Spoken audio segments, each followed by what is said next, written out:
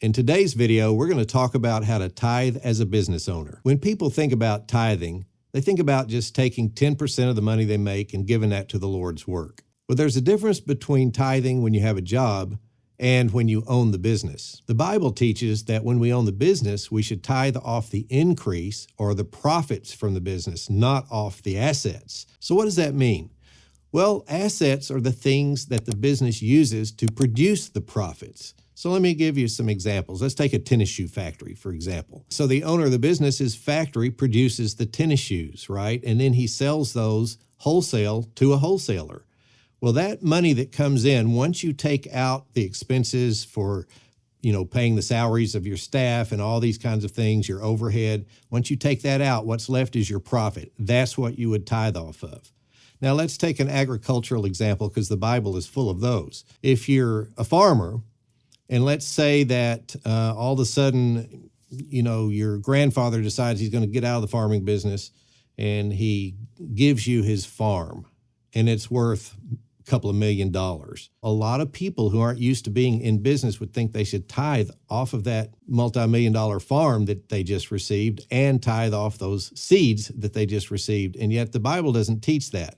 What the Bible teaches is he should plant the seeds, wait for them to come up in the harvest. He tithes off the increase. That means he tithes off the profit that the crops make. You see the difference? Now, those examples are pretty easy to understand, the difference between an asset and profit. You tithe off the profit, not the asset. But a stock trading example is a little more difficult. So what you have to remember when you're a stock trader, when you put money into your trading account, you don't tithe off that money that you just put in there. That is your asset. So the money is used to produce new money through good trades. So in the biblical agricultural example, you think about the money in your account. You put money in your trading account, you would think of that as the seeds, okay? So you're not going to tithe off the seeds. So you let the money that's in your trading account create new money, which is your profit, and then you tithe off of that. So you don't tithe off the seeds, but off the money made from selling the crop that comes up from the seeds. So you have to think of the money in your account as an asset, like the factory that made the tennis shoes, right? So it's kind of like the factory that's going to create new money for your family. Now, let's say you're starting out as a new stock trader. At TRADEway, we teach you to do what we call small money trading. Maybe you go out and you have a garage sale and you raise $1,500 or $2,000.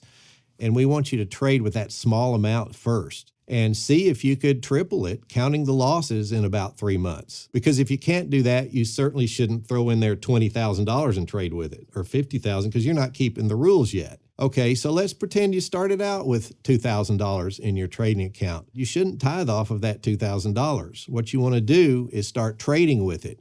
And what if you could triple it in 3 months? So all of a sudden you have $6,000. Take the $6,000 and triple it again, and you've got almost $20,000. Now that's enough to make a difference right there. So think about it.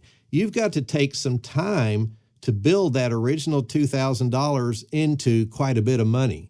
And while you're making that money, when it goes from $2,000 to $6,000 to $20,000, to $100,000, you don't tithe off of that because what you're doing is building your factory. Does that make any sense? So we have people in TRADEway that have chosen to make a living trading. So if you got, say, $50,000 as a single adult or maybe $100,000 as a couple, until you have about that much, you're not going to be producing new money to make a profit to live off of. But when you get to that point, you are.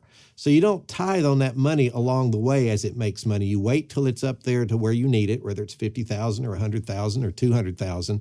And then when you start making enough money trading with that money to pull some in to live off of, the amount you pull in is the profit and you tithe off of that. So that's how it works. And if you do it that way, you're going to end up having a whole lot more money to put into the Lord's work than if you had tried to tithe off of every little bit along the way. So let me summarize. Let's say great-grandma gives you $1.5 million, and you're going to use that to build a little small tennis shoe factory. And she gives you that money, and your first thought is, I should tithe off of that. No, don't do that. Use the money to build the factory and buy the equipment that you need and get a couple of people hired to work. And then as you begin to sell those tennis shoes for a profit for your company, tithe off the profits. You inherit a farm and a little barn full of seeds or something. And you say, well, that's worth $3 million, I need to give $300,000 to the church. No, don't do that. Use it to get everything running and to plant the crop, and then wait for the harvest. And when the harvest comes up in the spring, you sell those goods for a profit and you tithe off of that. Now, with a stock trader, you start throwing money into your trading account and you think every time you make $500 on a trade, you should tithe off of it. No, you shouldn't. What you should do is let that account grow from $2,000 to $6,000 to $20,000 to $50,000. And then when you start making new money, you tithe off of that. All right. If you have college kids, $200,000. Then when you start making money and bringing it home to use, you tithe off of that. So come back next time and we're going to get into the scriptures and I'm going to show you where God said that, not David Mitchell. Okay. The Lord said to do it this way. Well, I hope you enjoyed the video. And if you did, check out the links in the description below and we'll see you next time.